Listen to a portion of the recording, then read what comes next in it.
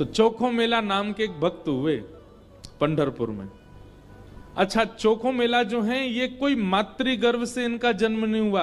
तो चोखो मेला जी जो थे, इनका जन्म कैसे हुआ? इनके माता पिता वे एक ब्राह्मण थे। तो विप्र कुल के दो दंपति दोनों नित्य एकादशी पर श्री पंडरीनाथ भगवान का दर्शन करने जाते थे। एक दिन की बात, पंडित जी के मन में आया कि हम श्री पंडरीनाथ भगवान का भोग लगाने के लिए कुछ आम ले चलें। तो आम लेकर के पंडित जी और उनकी घरवाली दोनों जब मंदिर जाने लगे, तो ठाकुर जी तो इतने प्रेमी हैं भक्तों के कि मंदिर तक आम लेकर के आए, तब तक ठाकुर जी से प्रतीक्षा नहीं हुई। भगवान एक ब्राह्मण का रूप धारण करके बाहर ही चले गए और बाहर जाकर के वो ब्राह्मण दंपति से कहने लगे, हमको बहुत जोर की भूख लगी है, हम बहुत दिन से भूखे हैं, आपके पास बहुत सारे आम हैं, इसमें से 2-3 हमको दे दो। तो विप्र दंपति ने सोचा कोई बात नहीं, 2-3 आम इनको दे देते हैं, बाकी 2 धाके फिर पंडरीनाथ जी का भोग लगा देंगे। लीजिए लीजिए भैया, आप लोग पाओ। अब जैसे ही ब्राह्मणी ने आम दिया, पंडरीनाथ भगवान जिस रूप में आए थे उस रूप में बढ़िया प्रेम से फल पाने लगे। लेकिन वो क्या करते, थोड़ी देर तो आम चूसते, पूरा आम नहीं पाते, थोड़ा सा उसमें छोड़ देते और फिर ब्राह्मणी की गोद में ही डाल देते। और महाराज आधे आधे आम चौंकें और चौंक करके उनकी गोद में डालते जाएं। बेचारे ब्राह्मण देवता दंपति एक दूसरे को देखने लगे, बोले कि ये क्या कर रहे हैं? बोले कोई बात नहीं। 2-4 आम पा करके और उच्छिष्ट छोड़ छोड़ करके उनकी गोद में ब्राह्मण तो चले गए। अभी दोनों दंपति सोचने लगे कोई बात नहीं, 2-3 आम बचे, इनको धो के पंडरीनाथ भगवान का भोग लगा देंगे, और ये जो आम ये हमारी गोद में छोड़ गए, इनको बांध लो, कोई जानवर या कोई जीव मिलेगा उसको दे देंगे, अभी इनमें आम बचे हैं, कोई जीव खा लेगा। जैसे ही दोनों आगे बढ़े तो ब्राह्मण तो थोड़े आगे चले गए, पत्नी धीरे धीरे पीछे आ रही थी। तभी उसको अचानक इतना भार लगने लगा, वो जो उसने झोली सी बनाई थी,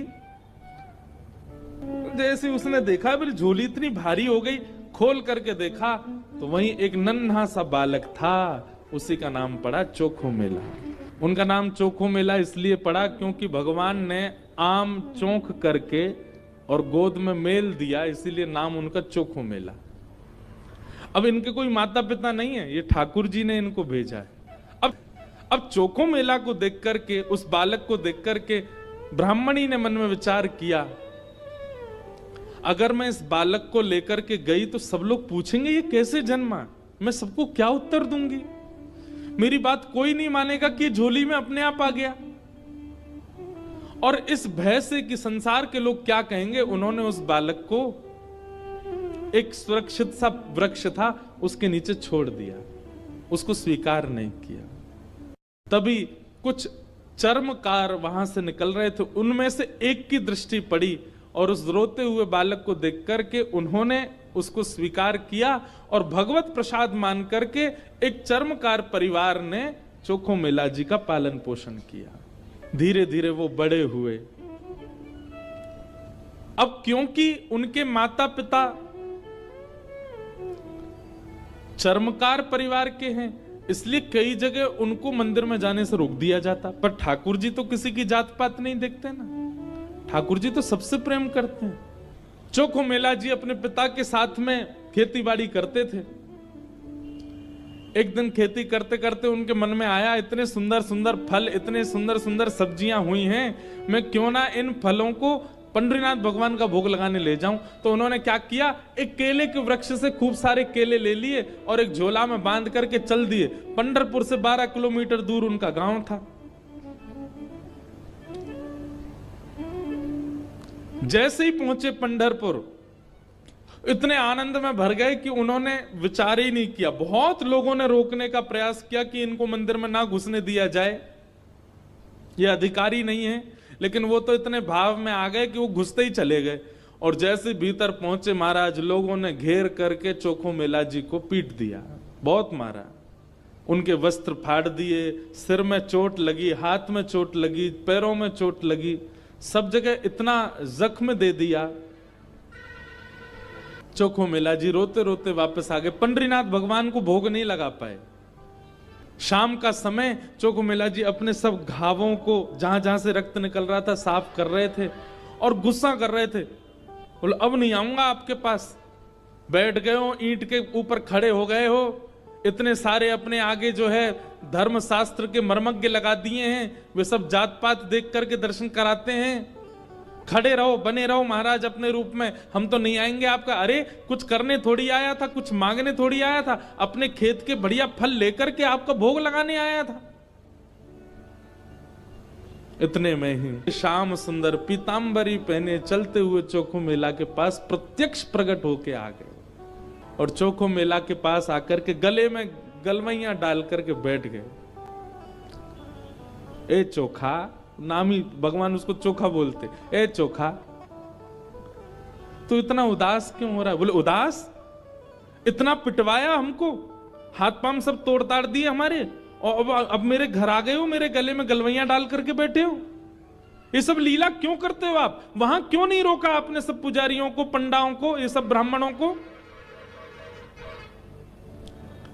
ठाकुर जी बोले देख चोखा, वे सब मुझे पूजते तो हैं, मेरी सेवा तो करते हैं, पर मुझको पाषाण मानते हैं, मुझको मूर्ति ही मानते हैं। और जो मुझे पाषाण मानता है ना, उनके लिए मैं पाषाण ही रहता हूं। उनके लिए ना मैं बोलता हूं, ना मैं हंसता हूं, मैं बस एक टक खड़ा रहता हूं, ना मैं खाता हूं, ना मैं पीता, कुछ नहीं। तू तो मुझे पाषाण नहीं मानता ना, तू तो मुझे साक्षात ठाकुर जी मानता है। इसीलिए तो अपने अपने अपने बगीचे के फल लेकर के मेरे पास आया। वहां बहुसंख्यक पाषाण मानने वाले लोग हैं, इसलिए मैं उनके सामने बोला नहीं। एकांत में जब तू आ गया तो मैं तेरे पास आ गया। चल चोखा, अब तू मुझे अपने अपने आंगन के फल खिला दे। अपने हाथों से सुंदर छिलका उतार उतार करके श्री पंडरीनाथ भगवान को अपने हाथ से खिला रहा है चोखो मेला। भगवान ने 2-3 केला पाए और 2-3 केला पाने के बाद में भगवान बोले, ए चोखा सुन, अब मत खिला, अब बाकी के जितने बच्चे हैं ये सब मेरी पीतांबरी में बांध दे। चोखा बोला, वहां जाकर के पाओगे, सारे मेरे सामने ही पा लीजिए ना, आप बांध करके क्यों ले जा रहे हो, यहीं प्रेम से पालो। पंडरीनाथ भगवान बोले, अरे मैंने अपना तो पा लिया, ये बाकी के तो मैं पंढरपुर में रुक्मणी जी बैठी हैं, वो भी भूखी हैं, उनके लिए ले जा रहा हूं, उनको जाके मैं पवा दूंगा। आज चोखा तेरे ऊपर इतना प्रहार किया ना सबने, तेरे ऊपर इतना अत्याचार किया सबने, इसलिए मैंने और रुक्मणी जी ने आज भोजन ही नहीं किया, हम दोनों भूखे हैं। अब मैंने तो पा लिया, अभी रुक्मणी जी के लिए ले जाऊंगा। भगवान अपनी पीतांबरी में केले बांध करके पंढरपुर आ गए और पंढरपुर में आकर के रुक्मणी जी को पवाया। प्रातः काल ब्रह्म मुहूर्त में जैसे ही कपाट खुले श्री पंडरीनाथ भगवान के, चारों ओर केले के छिलके पड़े हैं और केले के छिलके देख करके सब पंडा पुजारी बोले हम तो कपाट बंद करके गए, ये केला के छिलका यहाँ कैसे पड़े हैं, ये कौन लेके आया? तभी एक उनमें से बोले कल वो आया था ना, एक चर्मकार का बालक, वही अपने संग बांध के लेके आया था इतने सारे केले, उसको सुबह तो हमने मार पीट के भगा दिया, निश्चित ही वो कहीं से रात में आ गया है और रात में आकर के सब यहां खा करके गया है ठाकुर जी के आगे। उसका उद्देश्य तो गर्भगृह को बेकार करना ही था, इसीलिए ये सब हुआ है, ये उसी ने किया है। और सब पंडा पुजारी नाराज हो गए, अपने हाथ में डंडा ले ले करके कमर कस के सब पहुंच गए चोखो मेला के घर, और वहां पहुंच करके घर से निकाल करके फिर पीटा उनको, फिर मारा। चोखो मेला घर में सो रहे थे और घर में जाकर के वहां से घसीट करके उनको मारा सबने। बोले अरे दुष्ट पापी, तुझको मंदिर में नहीं जाने दिया तो रात्रि तू गर्भगृह में घुस गया। चोखो मेला पिटते रहे, नेत्रों से आंसू बहाते रहे, जय हो पंडरीनाथ, कैसी लीला करते हो, सुबह पिटवाते हो, रात में आकर के खा जाते हो मेरे हाथ से। लेकिन अब की बार श्री पंडरीनाथ नाराज हो गए। पंडा पुजारी सब अपना काम करके चोखो मेला के साथ थोड़ी हाथापाई करके सब जैसे ही वापस आए, पंढरपुर में श्री पंडरीनाथ भगवान के मंदिर के मुख्य द्वार सारे अपने आप बंद हो गए और भीतर से ठाकुर जी ने ताला लगा लिया, लॉक कर लिया, बंद हो गए ठाकुर जी मंदिर के अंदर। सबने अथक प्रयास कर लिया लेकिन एक भी द्वार नहीं खुल पाया। पूरा दिन व्यतीत हो गया, बड़े बड़े कारीगर आ गए लेकिन दरवाजा तोड़ भी नहीं पाए, खोल भी नहीं पाए। तब अंत में सबको लगा हमने कोई अपराध किया है। चारों ओर पंडा पुजारी और बड़े बड़े वेदज्ञ, बड़े बड़े मनीषी सब बैठ गए, हाथ जोड़ करके पंडरीनाथ भगवान की स्तुति गाने लगे। बोले नाथ, हमसे कोई अपराध हुआ तो आप हमें बताएं, दंड दे दें, लेकिन इस प्रकार नाराज होकर मत बैठो। तभी मंदिर के भीतर से भगवान ने रुग्ण स्वर में, रोते हुए स्वर में भगवान की आवाज आई। बोले अरे तुम बनते हो बहुत बड़े विद्वान, बहुत बड़े मनीषी, बहुत बड़े ज्ञानी, बहुत बड़े जात पात के नियोजन करता, मेरे भक्त का अपमान करते हो, मेरे भक्त को मारते हो, मेरे भक्त के साथ दुराचार करते हो, नहीं देना मुझे किसी को दर्शन। और अब जब तक पृथ्वी है तब तक यह मंदिर बंद ही रहेगा, मैं भीतर ही रहूंगा। जो मेरे परम वैष्णव भक्त होंगे उनके लिए द्वार खुलेंगे, वो अंदर आएंगे, बाकी सब बाहर खड़े रहो। वैष्णवों ने प्रणाम करके कहा नाथ ऐसे नाराज मत होइए, आप बताइए हमसे क्या अपराध हो गया है, उसका प्रायश्चित कैसे होगा, कृपा करके बताओ। भगवान बोले मेरे चोखो मेला को जिस प्रकार तुम लोगों ने सबने जुट बना करके जाकर के उसको मारा है, अब तुम सभी वेदज्ञ, तुम सभी ब्राह्मण, तुम सभी श्रेष्ठ जन पाल की सजा के लेके जाओ और चोखो मेला को बिठा करके नाचते गाते उत्सव जैसे एक मेरी पाल की सवारी निकालते हो, ऐसे चोखो मेला की सवारी पूरे नगर में घुमाते हुए मेरे सामने लेकर के आओ, तब मेरे द्वार खुलेंगे, तब मैं तुमको क्षमा करूंगा, नहीं तो नहीं करूंगा। भगवान की आज्ञा मान करके गए और चोखो मेला जी को जाके प्रणाम किया। एक दिव्य सिंहासन से युक्त पालकी में चोखो मेला जी को विराजमान करके नाचते गाते हुए, आनंद करते हुए, उत्सव जैसे ठाकुर जी का उत्सव मनता उससे भी अधिक उत्सव मनाते हुए चोखो मेला को लेकर के आए।